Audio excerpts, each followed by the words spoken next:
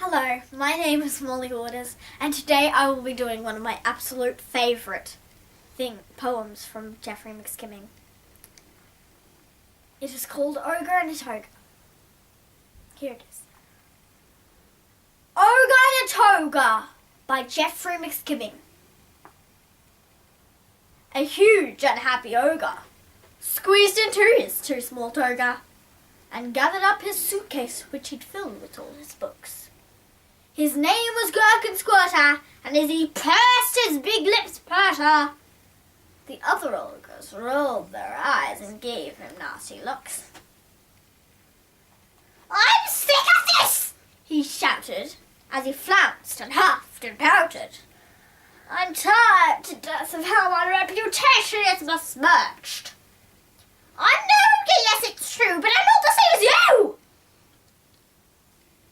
I'm refined and gentle-natured, and I'm off." And off he lurched. On that crisp October morning, before birds had started yawning, the sensitive young ogre went with suitcase to the train.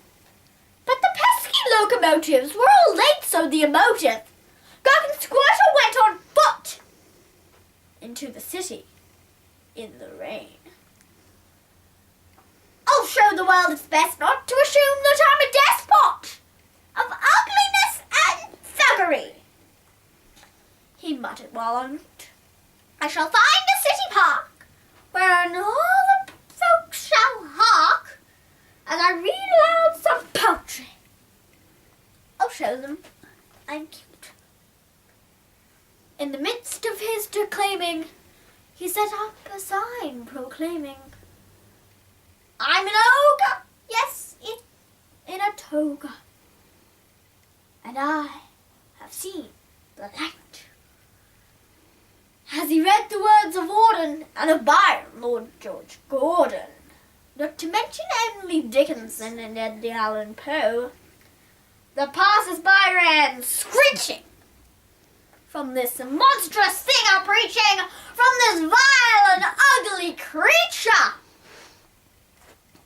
who had put himself on show. But an Indian girl named Vera, being dauntless, ventured nearer, taking pity on the ogre and his protest in the park. "Oh, you sweet and gentle ogre, I think you should swap your toga for a sparrow more befitting your announcing of the dark," she instructed Squirter. I think you should wear a gota. It will suit you so much better than your far too small toga. And as you're no longer frightened, you will strive to seek enlightened. The way that I will show you.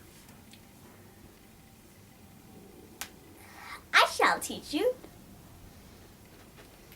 my yoga." The astonished Squirter listened to this kind blurter, and felt her gentle touch and saw the light within her eyes. But as she drew him closer, she was like a hot samosa. He promptly bit her head off, which should come as no surprise, for this ogre was no trick. He chopped her cleanly through the neck and swallowed down her head, including nose and ears and eyes. And the lesson to be learned here, even though you probably weren't here: take the ogre from his toga, but no yoga will suffice.